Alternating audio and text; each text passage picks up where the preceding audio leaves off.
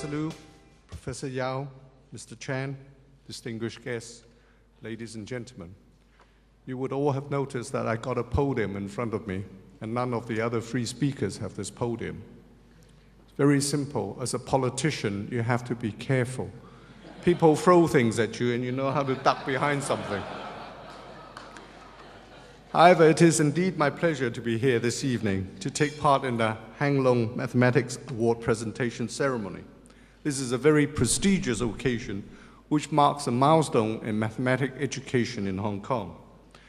And I see amongst us many distinguished mathematicians and academics who have made significant contribution in the advancement of knowledge, as well as many promising young people who would one day join the ranks of the distinguished mathematicians and scientists. Mathematics is not only a specialized subject, and certainly for myself perhaps a very difficult subject, but is also an essential tool to enable us to understand the world around us. It provides a means to create, to acquire, to organize, and to apply knowledge. Many amazing advances in science and technology have their roots in mathematics, and they would never have been possible without mathematics and computational models. The use of mathematics is in fact commonplace in daily life, and its application is found in all aspects of our life and society, like economics, finance, medicine, science, technology, the environment, and even in policy decisions. Advanced mathematics is even more widely used today, but often in a rather unseen and unadvertised way. It is often said that advances are made by supercomputers. However, there has to be a mathematical theory which guides the computer in terms of speed and accuracy in every step of its operation. Mathematics is involved in matters relating to life and death too. For example, statistics is essential in analyzing the causes of disease and the effectiveness of new drugs. The importance of mathematics is universally recognized, and mathematical sciences are in a period of unprecedented growth. In this technologically complex and highly competitive era, we need to equip our students with a powerful set of tools which include logical reasoning, problem-solving skills, and the ability to think in abstract ways. As one of the key learning areas in our school curriculum, mathematics education aims not only to provide students with mathematical knowledge, but also to equip them with the necessary skills so that they can develop the capabilities to learn how to learn and the confidence to face the challenges of a knowledge-based society. As you're probably aware, we're proposing a reform of our academic system. You realize that this is the commercial coming up now. Under the new 3+3+4 academic structure, all our students will have the opportunity to study 3 years of senior secondary school with an enhanced language and mathematical abilities and a broadened knowledge base. The 4-year undergraduate program that follows will allow more time and space for broader and diversified learning experience. This will widen students' horizon and expose them to both specialized and broad knowledge for a more balanced whole person development. The direction of our education reform will focus more on learning skills, generic abilities, attitudes, and values. We hope children coming through our education system will not only be effective learners at school, but will remain critical, reflective, and independent thinkers after they leave school. We also hope that the solid foundation we build for our children can help some of them proceed confidently beyond the first degree to engage in more challenging research work. We will continue to pay great attention to mathematics education in the new senior secondary school curriculum. In addition to English, Chinese, and liberal study, mathematics is also one of the 4 core compulsory subjects. A distinctive feature of the new curriculum is its flexibility. The proposed senior secondary mathematics curriculum will consist of a compulsory and an elective part. The compulsory part aims to provide a broad and balanced curriculum for all our students. The elective part is designed for students who want more mathematical knowledge and skills for their future endeavors. Apart from the formal curriculum, we also try to develop students' interests and talent in mathematics through competitions and other activities. Since 2001, the Education and Manpower Bureau has launched the Support Measures for the Exceptionally Gifted Student Scheme to help nurture and develop the potential and talents of exceptionally gifted children.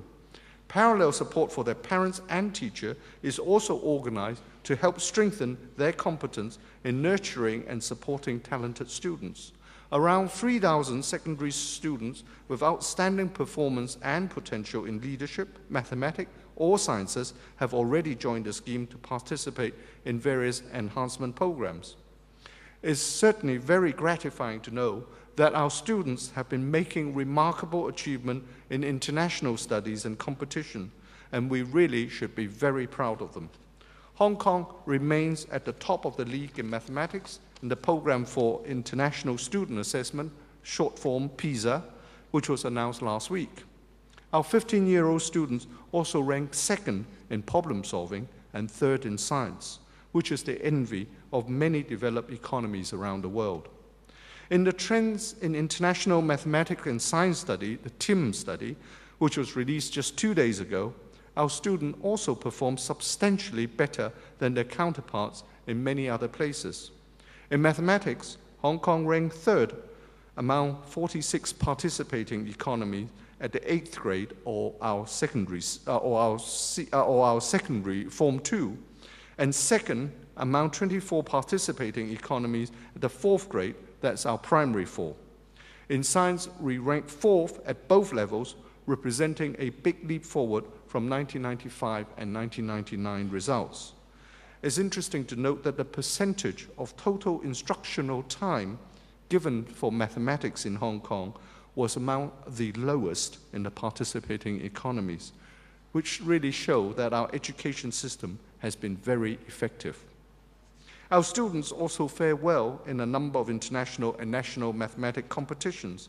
At the 45th International Mathematics Olympiads, our team has won 2 silver, 2 bronzes, and 2 honorable mentions. Our students have also won silver award and 7 bronze award in the National Mathematics Olympiads this year. Traditional mathematics competition can be one of the most enjoyable and valuable experiences in mathematics for many students, as they can change students' attitude about what they're learning and motivate students to do more challenging mathematics. However, it still requires a big leap from successes in school mathematics competition to productive work in mathematics. A student can excel in school and in competitions by becoming adept at problem solving, to which a standard answer or solution is already known to exist. To become a research mathematician, however, a person has to be able to identify and make progress on interesting problems that may yet have no solutions. Studies have in fact shown that research projects have the potential to stimulate students' learning and foster classroom engagement by stimulating their interest in a wide variety of challenging and authentic problem-solving tasks.